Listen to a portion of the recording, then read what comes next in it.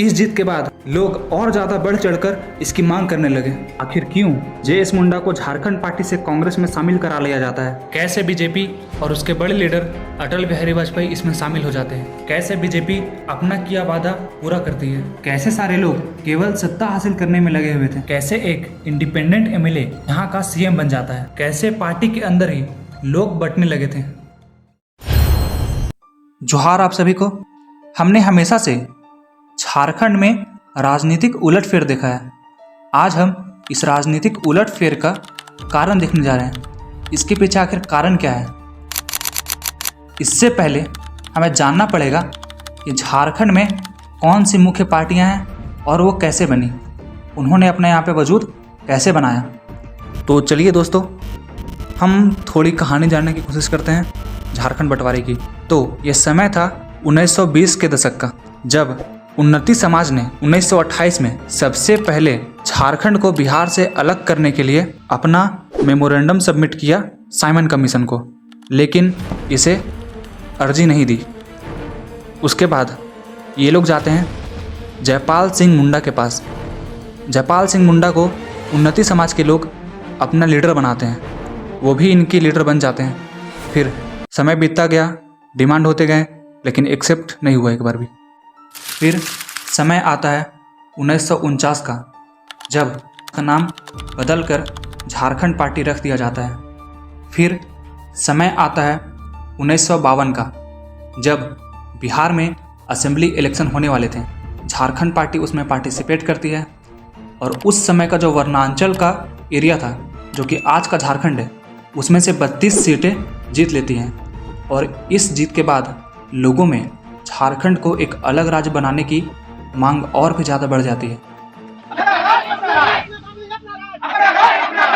अब समय आता है 1963 का, जब जयपाल सिंह मुंडा की बढ़ती पॉपुलैरिटी को देख के उन्हें और उनकी झारखंड पार्टी को कांग्रेस में सम्मिलित करा लिया जाता है, क्योंकि उस समय की कांग्रेस को डर था कि कहीं झारखंड बिहार का बंटवारा ना हो जाए। कांग्रेस में सम्मिलित होने के बाद उनकी आवाज़ दबने लगी और झारखंड की मांग धीरे धीरे घटने लगी। फिर जयपाल सिंह मुंडा का भी 20 मार्च 1970 को दिल्ली में देहांत हो जाता है। जयपाल सिंह मुंडा के देहांत के बाद अब झारखंड में कोई बहुत बड़े लीडर नहीं बचे थे। और उसी के बाद समय आता है 1972 का, जब शिबू सोरेन, ए.के. रॉय और विनोद बिहारी महतो मिलके जेएमएम पार्टी की नींव रखते हैं। अब समय आता है 1986 का, जब निर्मल महतो ने आजसू का फॉर्मेशन किया और अब जेएमएम और आजसू साथ में मिल जाती हैं और एक साथ मिलकर अपनी मांग को आगे बढ़ाती हैं। अब समय आता है 1988 का, जब बीजेपी भी झारखंड को बनाने के लिए मांग करने लगती है, जिसमें कि अटल बिहारी वाजपेयी, लाल कृष्ण आडवाणी और मुरली मनोहर जोशी साथ मिलकर एक मूवमेंट चलाते हैं जिसका नाम होता है वनांचल मूवमेंट। और इसी समय पे आजसू और जेएमएम एक दूसरे से अलग होते हैं। अब समय आता है 1998 का, और इसी साल बीजेपी लोकसभा इलेक्शन में 182 सीट्स जीत लेती है और सेंटर में अपनी सरकार बनाने के बाद बिहार में ये वादा करती है कि अगर उन्हें आगामी असेंबली इलेक्शन में मेजॉरिटी वोट्स मिलते हैं तो वे झारखंड को एक अलग राज्य का दर्जा दे देंगे। फिर साल आता है 2000 का, और इस साल के बिहार असेंबली इलेक्शन में आरजेडी को मेजॉरिटी वोट्स ना मिलने के कारण उन्हें बीजेपी और कांग्रेस की मांग को मानना पड़ता है। और बीजेपी अपने वादे को पूरा करते हुए बिरसा मुंडा के जयंती के दिन 15 नवंबर 2000 को झारखंड को एक अलग राज्य बना देती है। और बाबूलाल मरांडी यहाँ के पहले सीएम बनते हैं। लेकिन बाबूलाल मरांडी की सरकार बहुत लंबे समय तक नहीं चल पाती है। केवल 2 साल और 123 दिन राज्य चलाने के बाद उन्हें अपना रेजिग्नेशन देना पड़ता है और यहाँ के नए सीएम बनते हैं बीजेपी के ही अर्जुन मुंडा, क्योंकि अर्जुन मुंडा उस समय पे फेमस थे और बीजेपी के साथ जो गठबंधन की पार्टियाँ थी वो बार बार बीजेपी को कह रही थी कि अर्जुन मुंडा को सीएम बनना चाहिए। इसी के चलते अर्जुन मुंडा 2003 में यहाँ के अगले सीएम बन जाते हैं।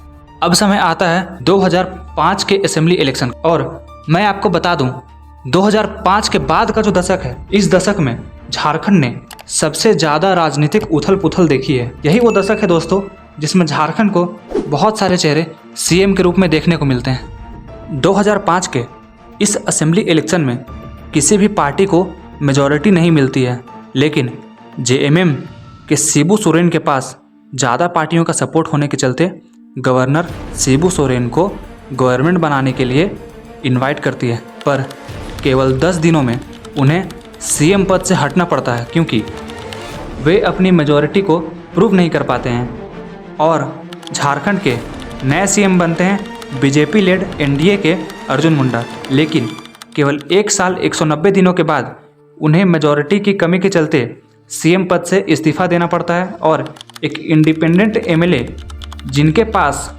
और भी कई सारे इंडिपेंडेंट एमएलएस और कांग्रेस का सपोर्ट होता है, इसी को देखते हुए जेएमएम भी इस इंडिपेंडेंट एमएलए को सपोर्ट करती है और ये इंडिपेंडेंट एमएलए झारखंड के नए सीएम बनते हैं और इनका नाम होता है मधु कोड़ा।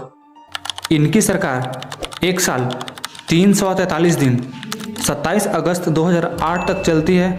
फिर इन पे कोल स्कैम का आरोप लगता है और जेएमएम अपना सपोर्ट खींच लेती है और इन्हें सीएम पद से इस्तीफा देना पड़ता है। इनके इस्तीफा देने के बाद जेएमएम के शिबू सोरेन अपनी मेजॉरिटी को प्रूव करके 27 अगस्त 2008 को दोबारा अपनी सरकार बनाते हैं। लेकिन केवल 145 दिनों के बाद बाई इलेक्शंस ना होने के कारण झारखंड देखता है यहाँ का अपना पहला प्रेसिडेंशियल रूल, जो कि लगभग 1 साल तक चलता है, जो कि 19 जनवरी 2009 को लगता है।